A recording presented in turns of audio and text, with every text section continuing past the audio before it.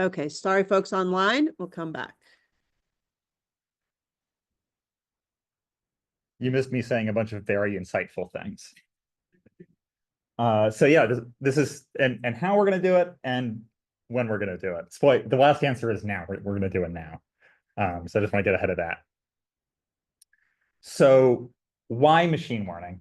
There's a bunch of reasons, but the biggest one that I'm excited about is how large the scope of PUNCH is. It's going to have a bunch of new information that we've never seen before very quickly. Like it takes pictures like every 4 minutes, and it can build a composite mosaic every 32 minutes. And the field of view, I always think about it's just like this, right? It's like a whole octant. We're just looking up at the sky all the time. And the data is multidimensional, which we heard about yesterday, right? It has these, it has a polarization to it, right? So we get these data cubes. So here's some pictures that I've drawn yesterday. They're very scientific. And this one on the left is like a couple pictures that we saw today, right? PUNCH has this sort of 3D resolution capability to it. And it resolves down to, what is it, 140 megameters, which is like 0.2 solar radii in some regions, which I learned yesterday. And I was looking at papers, scientific papers, about how long it takes to do simulations at that resolution. And I found a paper that took about 11 hours on the Cheyenne supercomputer at NCAR. And that's a long, it's not that long, but it's longer than 4 minutes, right? So we couldn't be doing that in real time. And Cheyenne is not my laptop. So it's not super accessible to me. So there are places where instead of these really high resolution, high accuracy physical simulations on supercomputers somewhere, you want to be able to do things quickly, and you're willing to make some sacrifices for accuracy because you're iterating by yourself and you're trying to figure out what's going on, or you're working in operations. You're doing R to O to R to O to R to O, and you're trying to sort of do things as the data is coming in through the pipeline. So you're willing to approximate.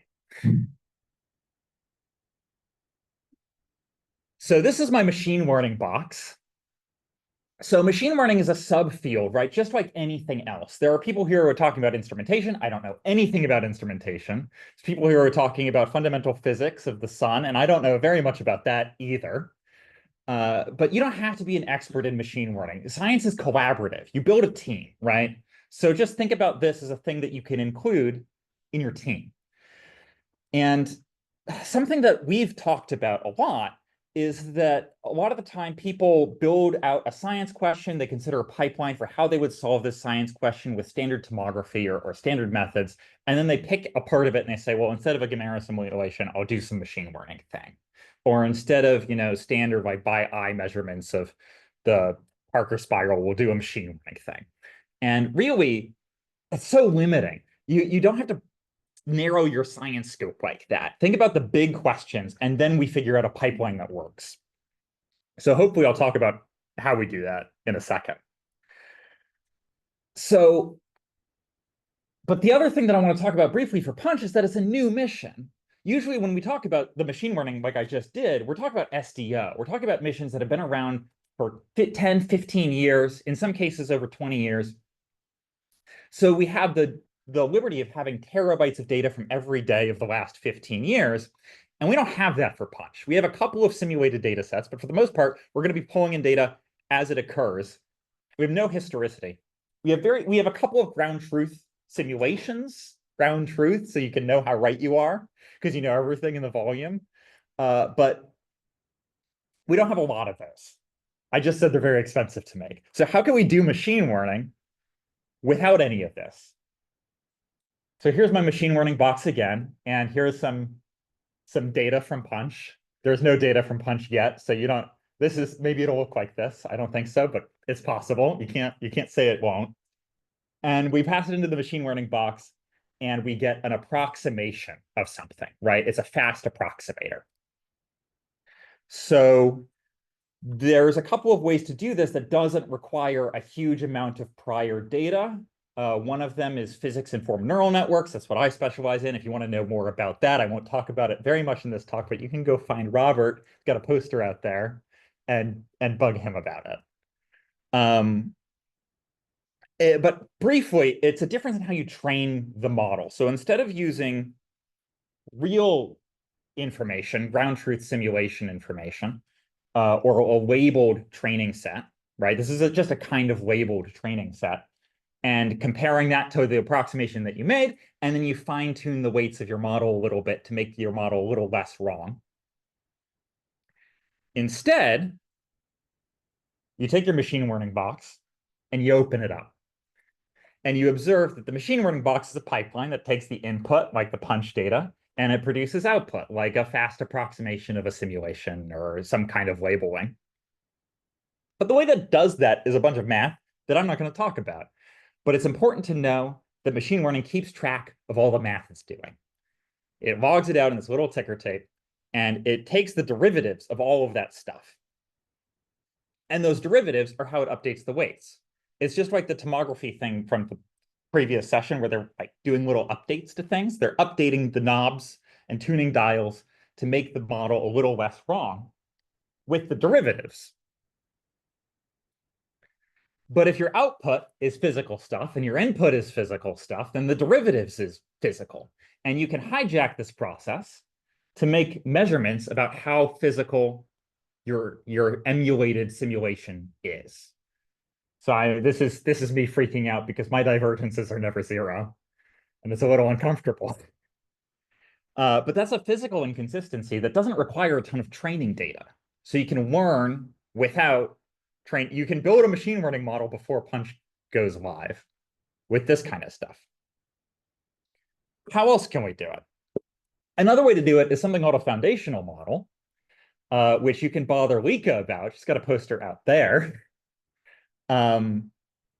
where basically we're taking a bunch of pictures from SDO, which is a thing that we do have a ton of data from.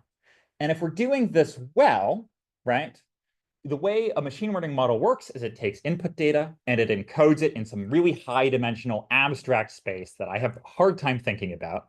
But basically, it's some representation of what the sun is like. It's something fundamental about the sun. And then we take that high dimensional space representation and we can put different heads on it. We can project it in different ways to get things like a 3D simulation or a labeling or a forecasting. And a foundational model is basically doing a ton of work to train this encoding part. And lock that down. And if we're doing it well, we can use any kind of input data to learn fundamentals and encode this sort of abstract space. Things like AIA, things like HMI, things like punch, or any of the other fifth eyes, right? Sunset, all these things are all just representations of the sun. It's the same sun, different parts of the same sun. So they learn how to project into this abstract space. And then we lock this part. We lock that arrow over there. And then we just need to train the different heads that project out. And that's a lot easier. It's a lot less work. And it's a lot more efficient for this kind of quick training that we're going to be doing when Punch goes live. So when are we gonna do this machine learning? We're gonna do it right now. A lot of this stuff doesn't require a ton of data ahead of time, or that when it does, there is data ahead of time. There's simulated data. You can go find it, or come to me and I'll give you some simulated data. Yeah, that's it. That's all I want to talk about. Thank you so much. Very excited.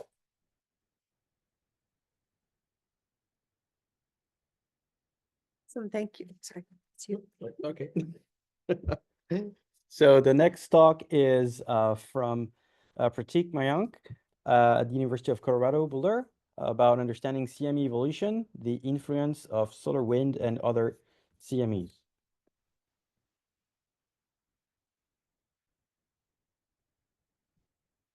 Okay, good morning, everyone. First of all, I would like to thank the organizers for giving me this opportunity to present my work. I recently joined this wonderful community as NASA Jackery Fellow. And today I will be presenting some of the approaches and work to understand and study the CME evolution with the focus on its interaction with the solar wind and other CMEs in the heliosphere. So let me start with a quick overview. This is how our solar system looks like. And there is an eruption that we call CME. It evolves in the heliosphere and then interacts with the Earth's magnetosphere. But from remote sensing and simulations, we know that this is not how the CME looks like. Rather, we had a notion that it must be looking like this. But after several studies and ample amount of evidences, we know that it must be looking somewhat like this in most of the general cases. But still, it leads to another follow-up questions that what is the nature of this interaction in the heliosphere and how the thermodynamic or the magnetic properties of the CME changes and how the volume behaves in the heliosphere, knowing that the deformation is happening. What about the geoeffectiveness impact? And is there any correlation between the initial coronal properties and its impact on the magnetosphere? So one way to tackle or address these problems is through 3D MHD physics-based simulations, where we try to have as realistic as possible solar wind background, and then analyze the whole interaction processes globally. With this motivation, we developed and used a space-weather adaptive simulation framework, which stands for SWASTI framework. It has two modules, solar wind and CME.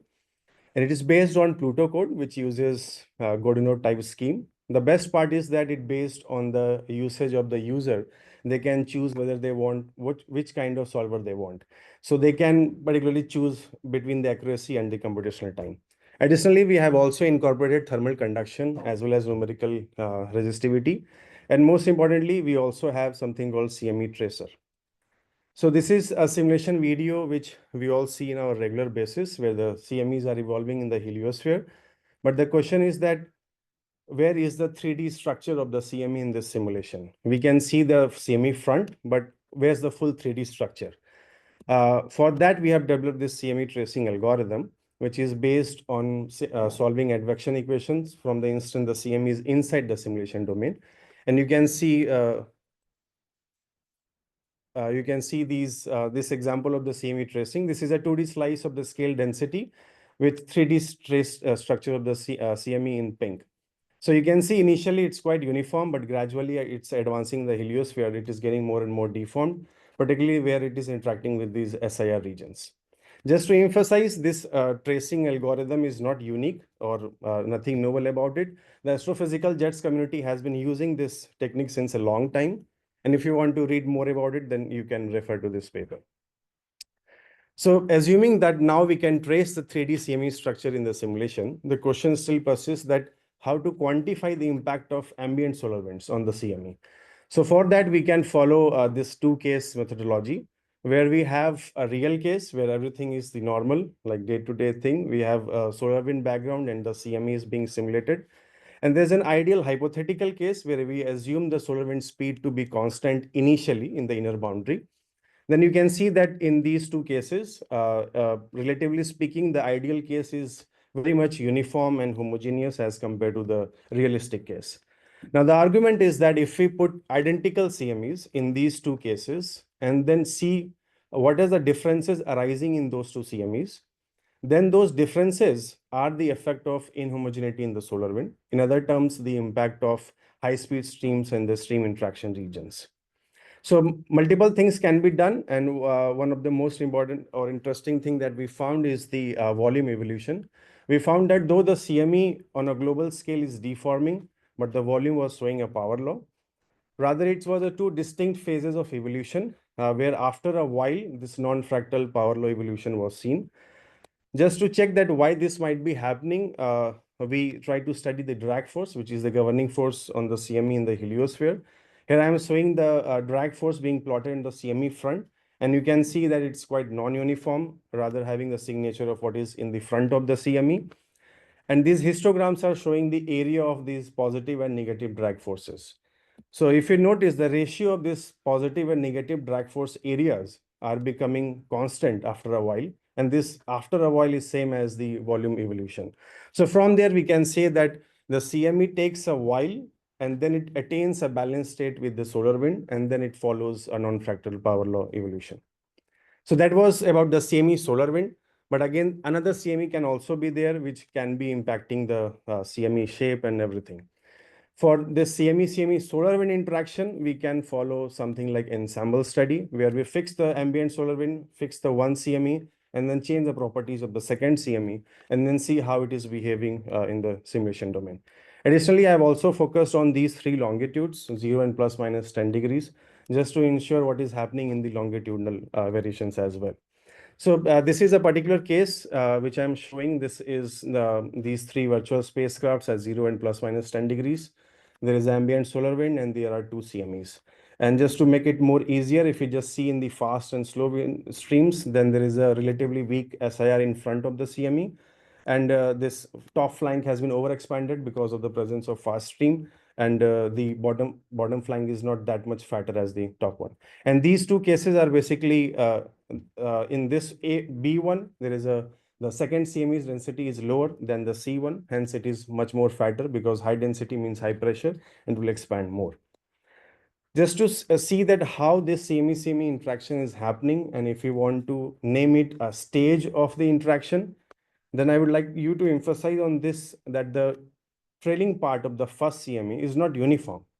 However, the leading part of the second CME is relatively uniform. Because of that, the interaction between the back and front of the two CMEs is not uniform across the cross section. Rather, it touches the first CME at different times at the different longitudes. And it's a 2D slice, so in 3D, it will be relatively more complicated. Again, you can see that because the lower one is having the higher density, it is fatter, so it is interacting a little bit faster than the first one, where the second CME's density is slightly lower. So the point is that if you want to name a stage of the CME interaction in the simulation, it's not global, rather local. Another thing is uniform, non-uniform mixing. So since we were able to trace the CME plasma, so and the interaction is happening, the mixing of the CME plasma also happens. And the whole point of these complicated plots is to say that it depends on the ambient conditions, ambient solar wind conditions, that deforms the first CME and hence non-uniform interaction. And that leads to non-uniform mixing of the CME plasmas across different longitudes. And because of this non-uniform interaction, the reverse shocks can also be generated in strong interaction cases. And since it is interacting at different locations, the front and the back of the CME, the source regions of these reverse shocks are multiple, and hence multiple wave fronts are generated. They interact with each other and creates a complex wave-like patterns, which can be seen in this speed, density, and magnetic field plots. If you like to focus here, this is the second CME, and you can see these wave-like patterns inside. And same if you see the in situ plots of these virtual spacecrafts, then also you can see these ripples like reverse shocks being formed. And these reverse shocks can also have, and by the way, it was also observed by the Solar Orbiter observation, and it was published last year. And this reverse shocks can also have geoeffective impact as well. As you can see, these are the assembled results DST from the simulation. And these, you can see the extension of this DST profile at these places that is coming from the ripples in the reverse shock formation. So since we are having that increase and decrease in BZ as well as in the density, the recovery phase gets extended, and in the full storm period gets kind of elongated. So that's all I would like to summarize, that the impact of ambient solar wind is because of its inhomogeneity that affects the different properties of the CME in the heliosphere, as well as the volume is kind of non-fractal power law evolution after CME attains a balanced state, which is after 40-60 hours of evolution.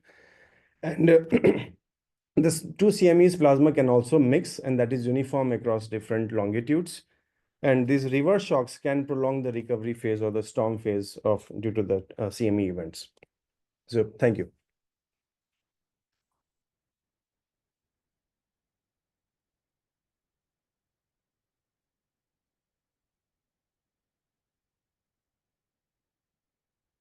Our next speaker is Evangelia Samara. working at NASA Goddard Space Flight Center. And you're a contractor? Okay, yeah.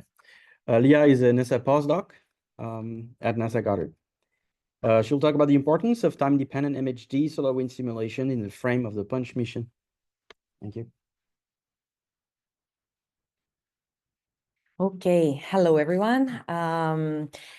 Yes, my name is Evangelia Samara. I'm an NPP fellow at NASA Goddard, and I will be talking today about the importance of time-dependent MHD solar wind simulations in the frame of the PUNCH mission. And of course, this work is a collaborative work with this amazing group of people that I have listed in the bottom of the slide. So I'm working with the WSA and Gamera Helio pipeline of models, and in order to approximate the time evolution of the solar corona and eventually the updated heliospheric conditions in the interplanetary space, what I'm doing is that I'm giving a sequence of gong-adapt magnetograms in whatever cadence of interest from 24 hours down to 2 hours into the WSA model in order to generate in turn a sequence of solar wind solutions at 0.1 AU. And this sequence of WSA solutions are in turn being fed into the Gamera Helio MHD code in order to give us these very nice velocity conditions that you see in the ecliptic plane of our domain. And what is interesting here is the fact that we see new structures continuously emerging from the 0.1 AU boundary and propagating outwards. And this is a much more realistic and dynamic visualization and what we believe most probably happens in the heliosphere. And I want to back up this argument by showing you what we were doing up to this point. So we were doing mostly steady state simulations. So I have here 4 different print screens that show exactly the same heliospheric conditions. I mean, exactly the same, it's exactly the same date and time, but they are coming from 4 different runs. The left one is the traditional steady state that I have been doing with only 1 magnetogram, and the model gives us a couple of predictions for a number of days. So you see that this perfect, overly idealized solar wind structure, whatever is fast remain fast, whatever is slow remain slow, and that never changes and just rotates around in a steady state manner. However, what you see in the 2nd, 3rd, and 4th panels is some runs that have been made in the time-dependent way by updating my magnetograms and thus my boundary conditions every 24 hours, 6 hours, and 2 hours. And I hope you see here that the more frequently we update these boundary conditions, the finer structures we get in our model solar wind. In the process of doing that, however, we have identified some artifacts that are being generated, and I'm sure that many of you in the audience can spot them right now, but I don't want to go into details. Please ask me if you want more details about that afterwards. The point is that we have identified them, we know they exist, they are most probably coming from the sensitivity of the WSA model in combination with the magnetograms we're using, and right now we're in the process of working with that and trying to eliminate that. But overall, what the pipeline of WSA and Gamera Helio provides is a very quick and efficient way of getting as much realistic as possible conditions in the heliosphere.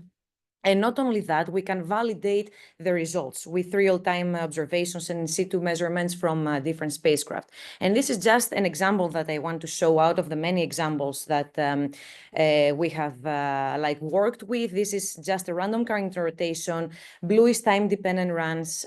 Red is steady state runs. And I hope you agree with me that the blue time series perform much better than the red one in both velocity and density. There are times, as in this first part of the period, that we cannot even get stuff correctly with time-dependent mode, but that's not because of the time dependence and the way we work with the time dependence per se, but it's because of the boundary conditions.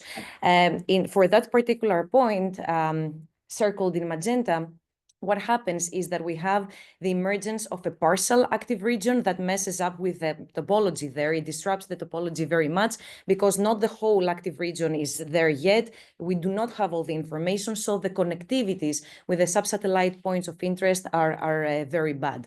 So something that you cannot do much actually about it.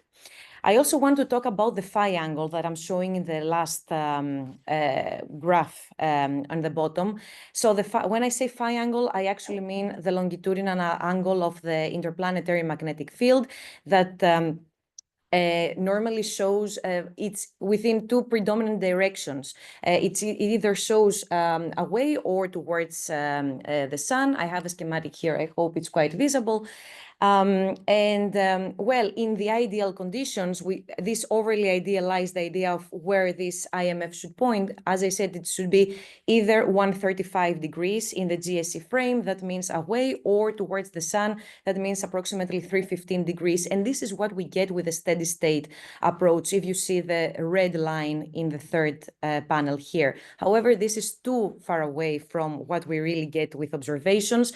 But when we're doing time dependence, we approximate much better the phi angle as well.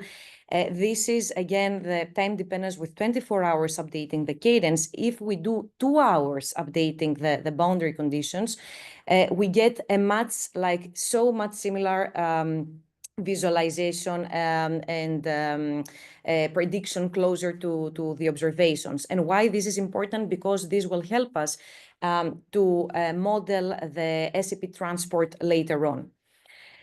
So synthetic white light images with Gamera Helio now. We have recently started working on creating synthetic white light images for the time-dependent approach as well. So I have here some group of images. This is from the ACE point of view. The first row shows, well, to create that, we did take the density data cubes from Gamera. So first row is what we get in the steady state approach. Lower row is what we get with the time-dependent approach. The left panels here, both up and down, they show the ecliptic plane. This is not synthetic white light. This is just density. They show where the spacecraft is situated, the field of view for that, in which case we have defined as approximately 120 degrees. And where you see increases in density, the brighter regions here is, of course, the stream interaction regions when the fast solar wind is approaching the slow solar wind. And this again is the overly idealized idea of the fast and the slow solar wind and the super perfect in Archimedean spiral stream interaction regions that are shaping, but this is so much that this is not what we see in the time dependence. We see so much finer structures and much more detailed structures. And then if we go and sit at the ACE spacecraft and we see this field of view and what happens in front of us, this is what we're going to get in the second and the third columns. The middle one is the total brightness. The right one is the polarized brightness. And I hope you agree with me again that the structures that we see in the time dependent is so much better. We see so much information there. And we are also in the process of studying and analyzing better these pictures with the help of the Gamera output, the different slices that we can take in order to really explain what we get there and help us eventually when we receive the PUNCH data to be more ready to interpret the PUNCH data as well. My last slide is about, well, more or less the same thing, but I'm just showing the different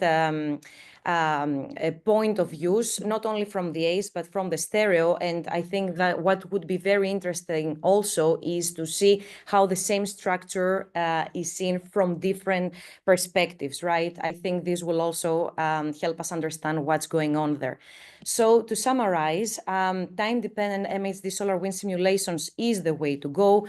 They are crucial for realistic representation of the solar wind, but not only of the solar wind. It's really crucial for the more realistic modeling of the CMEs and SCPs as well. Our approach is quick and efficient, and it allows validation with the observations at any point in the heliosphere. We do know that we have some artifacts there. We are in the process of solving them, maybe not solving them, but eliminating them the best way possible. And we are currently creating the synthetic white light images that, as you saw, reveal different solar wind features in the steady state and in the time-dependent approach. But we are analyzing them further, and we hope that they will give us better insight for when we receive the PUNCH data as well. Thank you.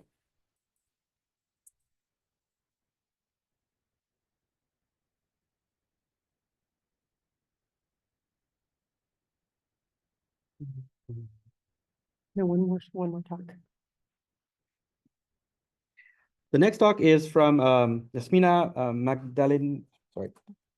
Magdalenich about solar wind observed by Parker Solar Probe and modeled by Euphoria. Yasmina is from the Real Observatory of Belgium and it's not written there. Okay, yeah, and KU Leuven. Sorry. Go ahead. Do I move it? Sorry. It's just that. It should work. Yeah. Yeah. Just do that.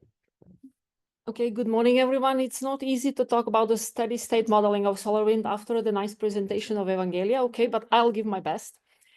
So I will talk about the solar wind model by Euphoria. And first, I will start with a very simple description, and it's really needed. We know that there are different types of solar wind. So we know that there is a fast solar wind, slow, and so-called intermediate solar wind, which has basically the same characteristics as a fast solar wind, and it's originating from the coronal holes, but it doesn't have the velocity of 500 kilometers per second as we see it at 1 AU, as we consider for a fast solar wind. Why fast solar wind is important for me is because I'm going to talk about small flows, in which the behavior of the solar wind is similar like to fast solar wind. We have characteristical behavior of the increase of the velocity about 500 kilometers per second and in situ at 1 AU, and the decrease of the density. That's the characteristic of a fast wind. Okay, but that is what we know about the wind. But how we actually observe the solar wind and what type of observations we have. We look at the solar wind observations along 1D trajectory, spacecraft trajectory, or remote sensing. So how then these type of observations give us the picture which is plotted, which is made by the artist there? We need to know more about the 3D structure of the solar wind, and the way to go is to use modeling. So I'm going to talk about mostly about modeling with Euphoria. Is one of the 3D MHD models together with the Enlil and also other models, which I didn't mention here, no offense. So why Euphoria is very important is because it is quite flexible model. It has a coronal part, which is composed of the PFSS as a base of it, and then a sudden current sheet model and a semi-empirical Wang-Chili arch model. And the coronal part of Euphoria, which can be changed. This is default setup. We already tested it with the multi-VP. Evangelia tested it herself. So that part of the model produces the input for the heliospheric model at the inner boundary. This is so-called 0.1 AU distances, where it's also the part of insertion of the CMEs. So the important thing is that the heliospheric model can produce a 3D, 2D, and a 1D output. Why this is very important? Because 1D output can be compared with the observations, and the 2D and the 3D outputs should be looked into it in order to understand better our observations. So a couple of years ago, we first did the test, we did validation of Euphoria modeling at the 1 AU. And these are the results. We see here two panels where the red presents the velocity and blue presents the density compared with in situ data, which are gray. And we have it for the 2 different years. And it's very clear that actually the solar wind velocity is in both these years. Why they are different? Because they are different level of solar activity, strongly underestimated. Okay, so Euphoria underestimates velocity observed at 1 AU. And what happens at the PSP distances? So that was the second part of approach to validation of Euphoria. And this is a plot, type of a plot which we looked into. So we present, here we have one close encounter, one perihelion. This was the second perihelion, where we see the velocity, density, the phi angle, magnetic phi angle, which was presented by Evangelia, which is important to understand where the coronal hole, from which coronal hole the flow originates, depending on the polarity of the phi angle, and then distance from the sun. So the most important part here is that in the top panel, we have the in situ data velocity, and the gray shaded area shows the 20 ±% of the data in order to understand how better to say when did we did a good approximation with the euphoria model and when we did not. So the dashed curve presents the combined euphoria daily runs, which are the orange ones, which means every day we made the one run. It's not a time dependent, it's steady state, but every day we did the one run and combined it, and we see. And this is the accuracy plot. In this plot, in the x-axis, we have velocities observed by the PSP and reconstructed by euphoria, and the y-axis show different perihelions we have. And we see that we see mostly that the values which we have are green, which means these are the values which are above 20% of the PSP value. Model values of the velocity, solar wind velocity is about 20% larger than the PSP. And the blue ones are the ones which are below. The red ones are kind of fine. We see that actually when we look at the close to the sun distances, euphoria overestimates strongly the solar wind velocity because we have kind of the overexpansion in euphoria. So then we thought about, should we maybe fine-tune the parameters of Wang-Shiri-Arch model? And that was the work which Evangelia did and just published last year. But we did not manage to do it like McGregor did it using the Helios data. So we had no really clear improvements. One of that is, of course, that we were talking about different solar cycles. But another point is, I clearly believe, is that when we look into the PSP data, we saw a number of small flows. I call them so-called small flows. These are the regions which you see here in the dashed areas where velocity is increasing simultaneously with density decrease, which indicate that we have a flow which originates from the coronal hole. So we found a number of such cases. And for 35 of them, this was the largest one of them, we managed using the magnetic connectivity tool to backtrace to the sun and to understand that they are sourced in the small coronal holes. Even the polarities were fitting. So what are the characteristics of these small flows, which we see in the PSP data? So here I have plotted velocity as a function of the density, and we see that these are the flows which are not, these are the flows which only 4% of them have the sources, 4 of them have sources in the large coronal holes, and all the rest were small coronal holes. And 20% of the flows were having, these are the encircled part, velocities larger than 500 kilometers per second.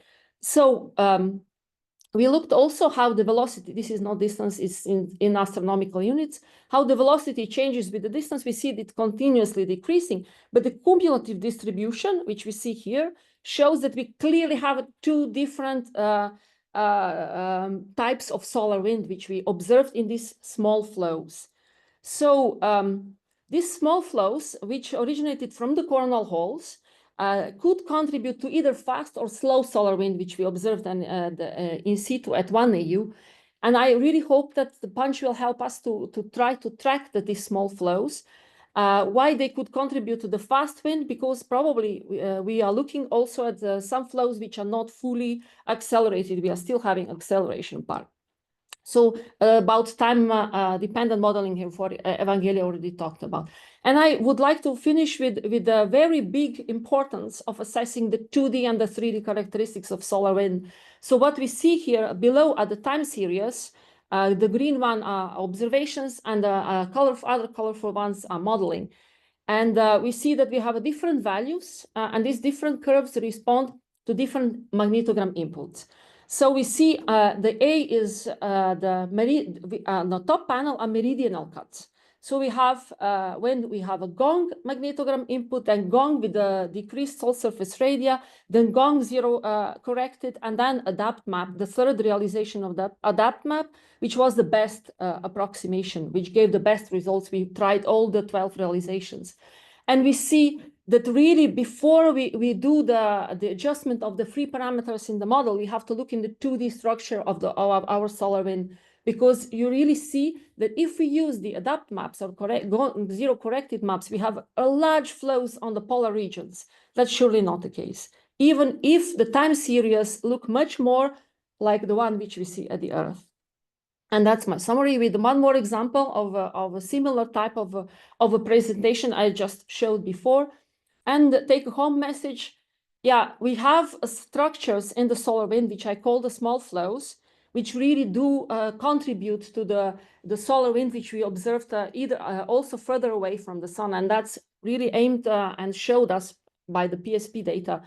So we should try to track them. We should try to estimate what is the contribution of these kind of flows. And of course, use the time-dependent modeling, but always please look in the 2D structures of your solar wind. To look at the 3D structures are also very beautiful to look, as we saw when the CME is being modeled, but it's much more difficult to quantify them than the 2D ones. Yeah, thank you for your attention.